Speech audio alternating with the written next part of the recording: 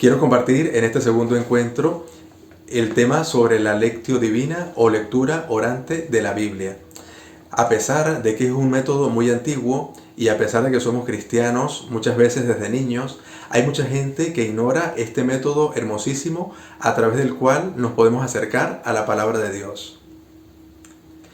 Ante todo, hablar del origen de este método. Tiene su origen, su raíz en el siglo IV junto con el monacato. El monacato es el estilo de vida que adoptaron muchos hombres de la época, alejándose del mundo, yéndose al desierto y allí dedicarse a la vida de oración. ¿En qué está basado este método de la lección divina? Está basado sobre todo en la escucha atenta de la palabra de Dios.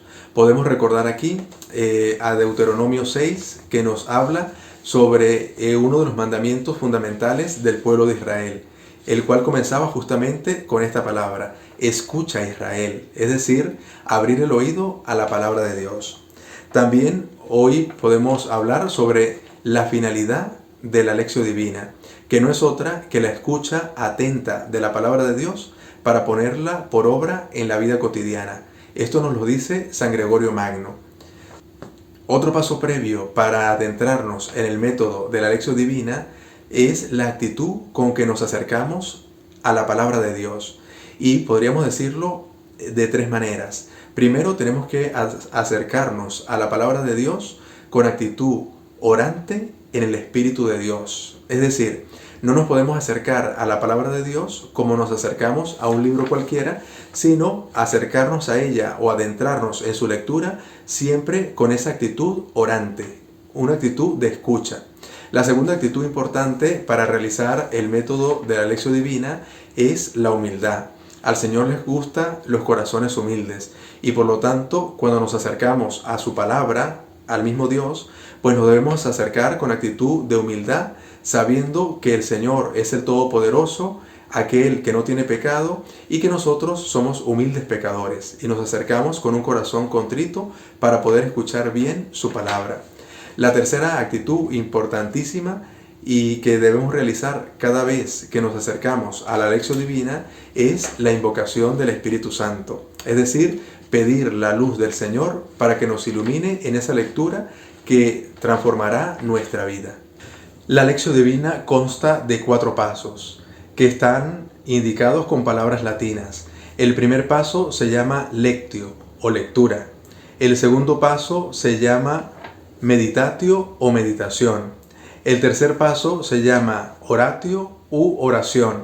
Y el cuarto paso se llama contemplatio o contemplación. En este primer paso se invita a que leamos el texto pausadamente. Lo podemos leer no solamente una vez, se puede leer 2 o hasta 3 veces para captarlo en su esencia. Se nos invita también a que escuchemos la palabra de Dios o la vayamos leyendo atentamente, que vayamos sin prisa, poniendo atención a cada palabra. Se nos pide también, como lo dije en la parte anterior, a que leamos el texto con humildad, dejándonos enseñar por él. Es importante que cuando nos acerquemos a la palabra de Dios vayamos sin prejuicios. A veces tenemos la tentación de leer un texto de la palabra, de la Biblia, con diferentes matices, ¿no?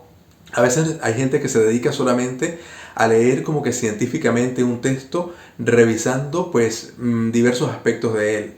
No es este el caso de la lección divina. Hay otra gente que se acerca ya creyendo que ya lo sabe todo y tampoco es el caso. Hay que acercarnos a la palabra de Dios, que siempre es nueva, con una actitud siempre inicial, dejando abrir el corazón para que la palabra pueda entrar y hacer el efecto en nosotros. Debemos detectar en la lectura qué nos llama la atención, cuáles son los puntos, ¿verdad?, que más nos tocan el corazón y qué me sucede en esa primera lectura, qué siente mi corazón en ese primer acercamiento a la palabra de Dios. En este primer punto se trata de comprender lo que dice el texto, los personajes, las palabras que se dicen, los verbos que resaltan, porque todo ello luego nos van a dar pista para la oración y para una mejor comprensión del mismo evangelio o del texto que estemos leyendo. El segundo paso de la Lectio Divina se llama meditatio. Y en este punto vamos a responder siempre a la pregunta: ¿qué me dice el texto a mí personalmente? Es decir, el Señor nos invita a que una vez que pasamos a este segundo punto, sepamos darle vuelta a la palabra de Dios, saborearla, degustarla, repetir un poco la lectura, sobre todo en aquellos puntos que más nos han llamado la atención. Debemos responder en este segundo punto a dos preguntas importantes. La primera: ¿qué nos dice la palabra sobre Dios? ¿Qué actitudes de Dios me está revelando el texto que acabamos de leer? Y la segunda pregunta que debemos responder es: ¿qué me dice el texto a mí? ¿Qué le dice el texto a mi vida personal? Y en este punto debemos hacer reflexión sobre el mensaje que se me está transmitiendo a mi vida personal, qué me quiere decir, en qué aspecto de mi vida tengo que mejorar, qué el Señor me está regalando para que yo lo comprenda personalmente y eso me haga acercarme a la persona de Jesús, a su mensaje y por lo tanto a la salvación. El tercer paso de la Lectio Divina es la oratio o la oración. Una vez que hemos leído la palabra, que la hemos escuchado, que la hemos meditado, sabiendo qué nos quiere decir a nosotros, esa misma lectura y meditación debe transformarse ahora como en una respuesta en oración al Señor. ¿Cómo debe ser esta oración? Pues en primer lugar debe ser de responderle al Señor a lo que me ha propuesto en su palabra, de dialogar con el Señor de lo que me ha regalado a través de la lectura. Este paso implica hacer una oración absolutamente personal al Señor, dirigirme a Él a través de la alabanza, de la petición, de la acción de gracias, del perdón. En resumen, acercarnos al Señor a través de la palabra que hemos escuchado, abriéndole totalmente nuestro corazón. El cuarto paso de la Lectio Divina se llama contemplatio o contemplación. Este punto, después de haber pasado por la lectura, la meditación y la oración, en la cual el Señor nos ha hablado y nosotros también le hemos hablado a Él, pues el Señor nos invita a que nos quedemos un poco en silencio para poder contemplarle.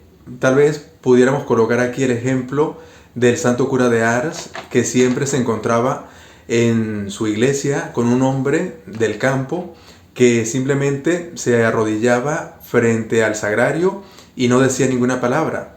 Un día le preguntó que qué hacía delante del Señor y simplemente le respondió este hombre: Él me mira y yo le miro.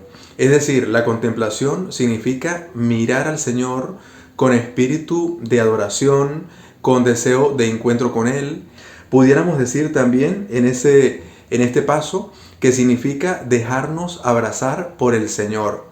Es el momento, en esta parte de la contemplación, donde en el silencio descubrimos que el Señor nos invita a convertirnos y a la vez, aunque estamos quietos y estamos callados, el Señor nos invita a la acción, es decir, a un compromiso de vida a partir del amor que el Señor me ha manifestado en este rato de oración.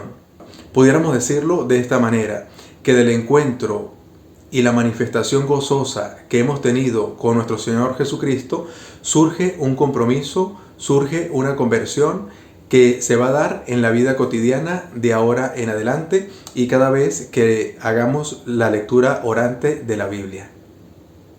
Bueno amigos, ha sido un gusto compartir con ustedes este encuentro con la palabra de Dios, reflexionar sobre la persona de Cristo. Pido al Señor que les conceda el aumento de la fe y les bendigo en el nombre del Padre y del Hijo y del Espíritu Santo. Amén.